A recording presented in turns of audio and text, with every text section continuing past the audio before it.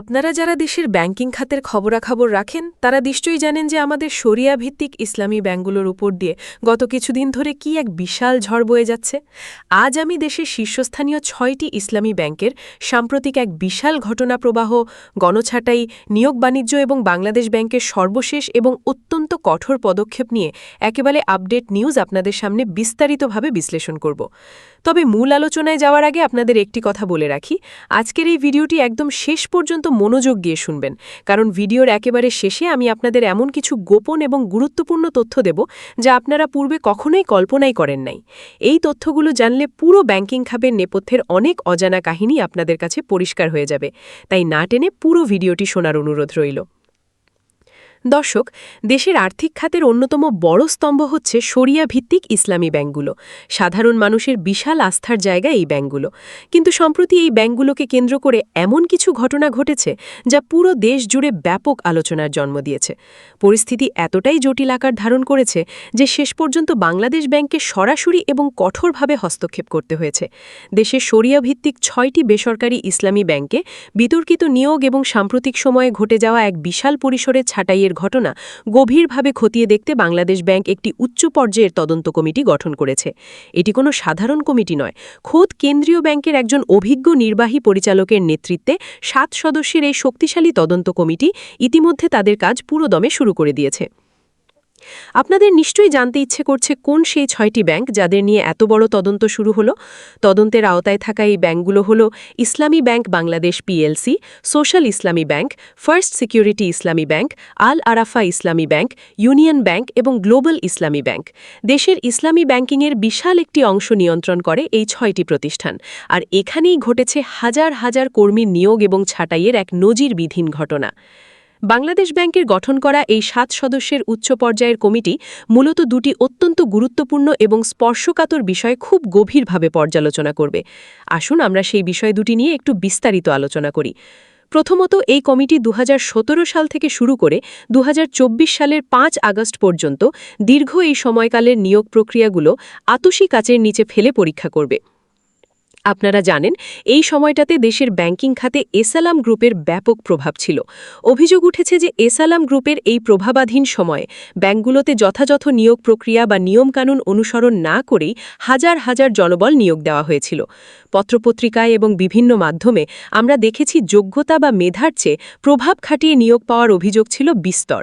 বাংলাদেশ ব্যাংকের এই কমিটি এখন খুঁজে বের করবে সেই নিয়োগগুলোর স্বচ্ছতা এবং বৈধতা আসলে কতটুকু ছিল। ব্যাংকের নিজস্ব যে নিয়োগ নীতিমালা থাকে তার তোয়াক্কা না করে কিভাবে এত বিশাল সংখ্যক মানুষকে চাকরি দেওয়া হলো, কারা এর পেছনে জড়িত ছিল, সবকিছুই এই তদন্তের আওতায় আসবে। দ্বিতীয় যে বিষয়টি এই কমিটি খতিয়ে দেখবে সেটি আরও বেশি আলোচিত এবং বর্তমানে রাজপথের অন্যতম প্রধান ইস্যু, সেটি হলো এই গণছাঁটাইয়ের প্রক্রিয়া। ২০২৪ সালের ৫ আগস্ট দেশের রাজনৈতিক প্রেক্ষাপটে এক বিশাল পরিবর্তন আসে, আর এই পরিবর্তনের পরপরই এই ৬টি ইসলামী ব্যাংক থেকে প্রায় ১০,০০০ কর্মকর্তা ও কর্মচারীকে চাকরি থেকে অব্যাহতি দেওয়া হয়। দর্শক, একবার ভাবুন, ১০,০০০ মানুষ, এর মানে হচ্ছে ১০,০০০টি পরিবার হঠাৎ করে তাদের রুটিরুজির একমাত্র অবলম্বন হারিয়ে পথে বসেছে।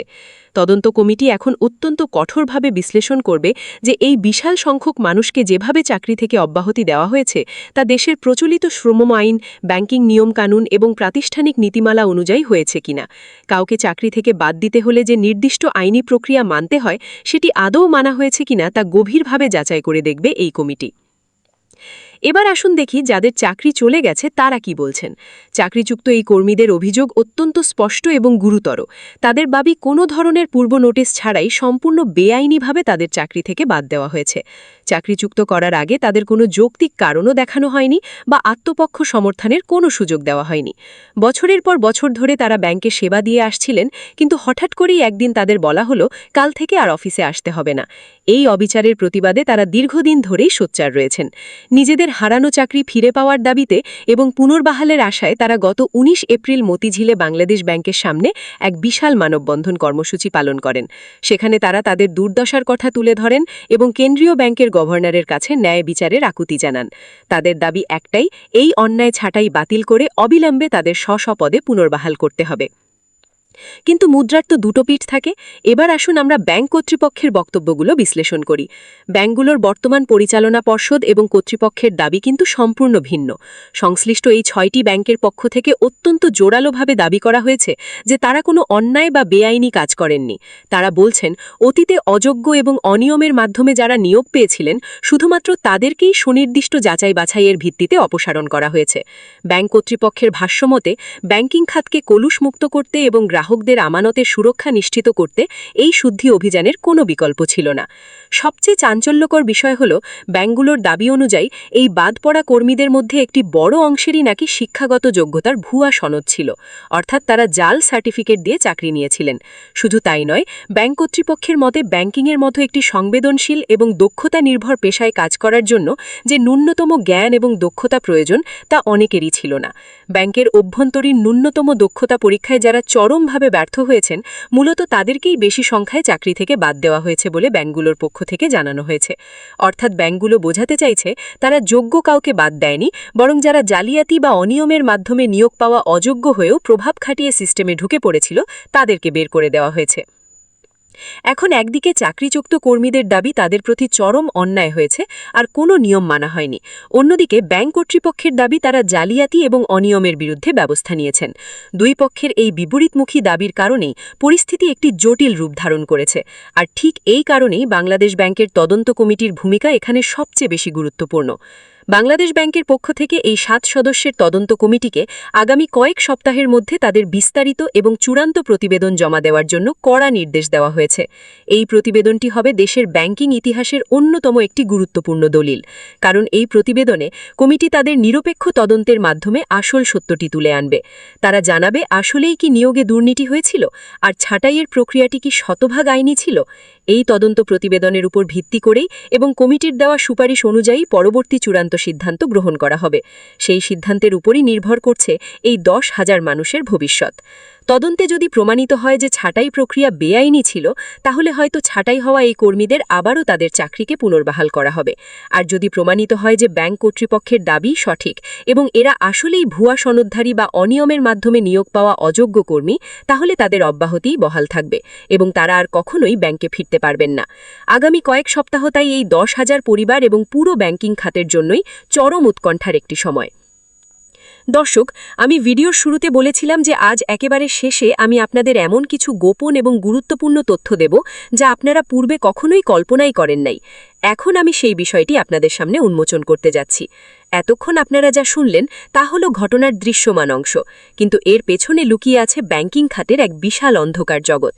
আপনারা কি জানেন 2017 থেকে 2024-এর এই নির্দিষ্ট সময়ে কেন এত বিপুল সংখ্যক মানুষের নিয়োগ হয়েছিল? গোপন তথ্যটি হলো, এই নিয়োগগুলো শুধু কোনো সাধারণ তদবিরের মাধ্যমে হয়নি। এর পেছনে ছিল কোটি কোটি টাকার এক বিশাল নিয়োগ বাণিজ্য। সাধারণ এবং নিরীহ বেকার যুবকদের কাছ থেকে চাকরির প্রলোভন দেখিয়ে বিপুল অঙ্কের টাকা হাতিয়ে নেওয়া হয়েছিল। একটি শক্তিশালী সিন্ডিকেট এই ব্যাংকগুলোর নিয়ন্ত্রণ নিয়ে তাদের নিজস্ব লকবল দিয়ে পুরো কাঠামোকে সাজাতে চেয়েছিল, যাতে ব্যাংক থেকে নামে বেনামে হাজার হাজার কোটি টাকার ঋণ বের করে নেওয়া যায় আর ভেতরে কেউ এর প্রতিবাদ করতে না পারে। এই অযোগ্য লোকগুলোকে শুধু চাকরিই দেওয়া হয়নি, তাদের ব্যবহার করা হয়েছে ব্যাংকের ভেতরে সিন্ডিকেটের বিভিন্ন বেআইনি এজেন্ডা বাস্তবায়নের ঢাল হিসাবে। আর 2024 সালের 5 আগস্ট যখন ক্ষমতার পালাবদল হলো, তখন এই সিন্ডিকেটের মূল হোতারা দেশ ছেড়ে পালিয়েছে অথবা আড়ালে চলে গেছে। কিন্তু মাঝখানে বিপদে পড়েছে সেই সব সাধারণ কর্মীরা যারা হয়তো জমি বিক্রি করে বা ধার দেনা করে সিন্ডিকেটকে টাকা দিয়ে একটি চাকরির আশায় ব্যাংকে ঢুকেছিল। আজকে যখন ব্যাংকগুলো তাদের ছাঁটাই করছে, তখন এই কর্মীদের না আছে টাকা, না আছে চাকরি। অন্যদিকে বাংলাদেশ ব্যাংক এখন শুধু এই 10,000 কর্মীর ছাঁটাইয়ের বিষয়টিই দেখছে না। এই তদন্তের আড়ালে মূলত সেই বিশাল অর্থপাচার এবং সিন্ডিকেটের শেকড় উপড়ে ফেলার এক মাস্টার প্ল্যান নিয়ে এগোচ্ছে, যা সাধারণ মিডিয়াগুলোতে সেভাবে প্রকাশ করা হচ্ছে না।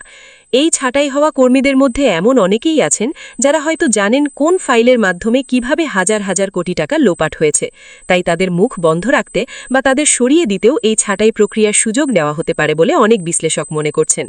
এই পুরো ঘটনাটি আসলে শুধুমাত্র চাকরি যাওয়া বা পাওয়ার বিষয় নয়, এটি দেশের অর্থনীতির রন্ধ্রে রন্ধ্রে ঢুকে পড়া দুর্নীতির এক বিশাল ক্যানভাস, যা এখন ধীরে ধীরে উন্মোচিত হচ্ছে। আশা করি আজকের এই বিস্তারিত আলোচনা থেকে আপনারা এই জটিল ইস্যুটির একেবারে ভেতরের চিত্রটি বুঝতে পেরেছেন। এই তদন্ত কমিটির রিপোর্ট সামনে এলে আমরা আরও অনেক চাঞ্চল্যকর সত্য জানতে পারব।